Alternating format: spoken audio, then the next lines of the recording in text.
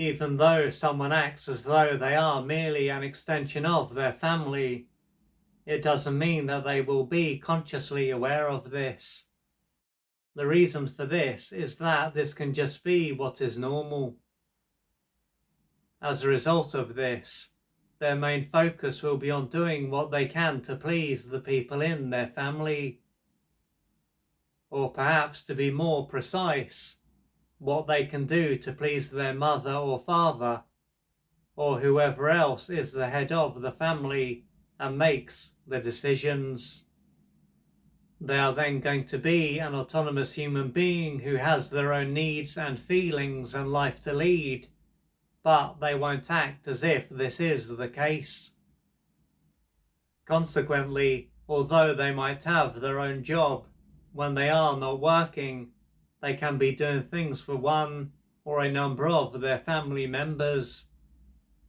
They can have a family member who is constantly asking them to do things, taking away their need to find out what it is that they need. Yet, even if it is not this black and white, due to how focused they are on them, they might not need to be asked. Thanks to how much they give, they are likely to spend a lot of time feeling drained. However, what can be normal is for them to ignore how they feel and to carry on behaving in the same way. Yet, as they will not only be giving a lot, but receiving very little in return, it is to be expected that they would often be washed out.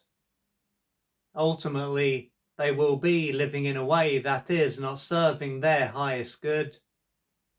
Before long, they may arrive at a point where they are no longer able to behave in this way. At this point, they can be so exhausted that they are unable to get out of bed.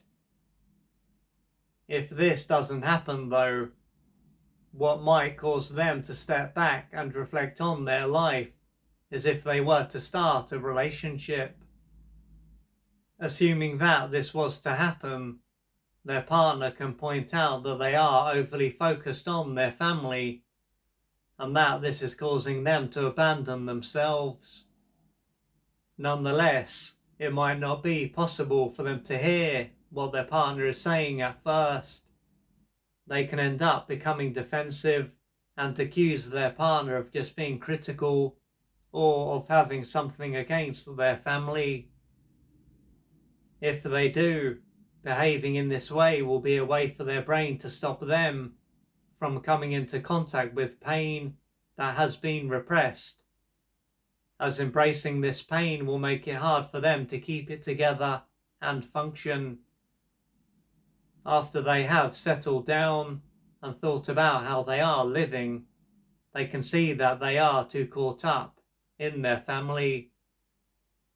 Nevertheless, if they were to imagine living a life where they are not focused on meeting their family's needs and are more focused on meeting their own needs, they can feel anxious and fearful. Along with this, they can feel guilty and ashamed. What this will illustrate is that it is not as simple as them becoming aware of what is going on and changing their behaviour. For their life to change, they are going to need to change at a fundamental level. One thing that will have an impact on what is taking place inside them and how they behave is what they believe.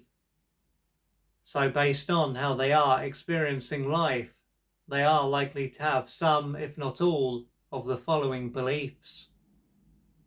So they can believe that their needs are bad, that their feelings are bad, that their purpose is to please their family, that they would be betraying their family if they lived their own life, that they would be rejected if they put themselves first, that they would be abandoned if they put themselves first, that they would die if they put themselves first.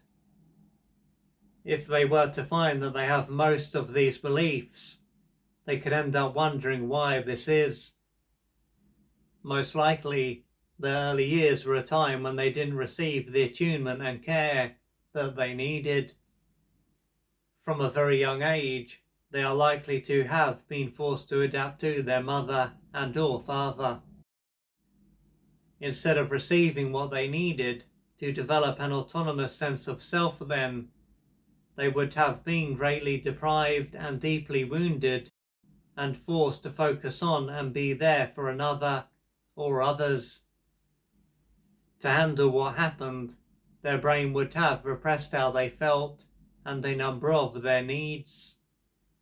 This would have meant that they lost touch with their connected true self and developed a disconnected and outer-directed false self. Their physical and mental self would have grown, but their emotional self would have stayed frozen in time. This is why they will feel as though they are an extension of their family, as opposed to a separate human being. Taking this into account, for them to freely express themselves and live their own life, there will be the beliefs that they need to question, and there will be pain to face and process and unmet developmental needs to experience. This will take courage, patience, and persistence. If you would like to find out more about the services that I offer, please go to www.oliverjrcooper.co.uk or email me at info@oliverjrcooper.co.uk, and I'm looking forward to assisting you on your journey.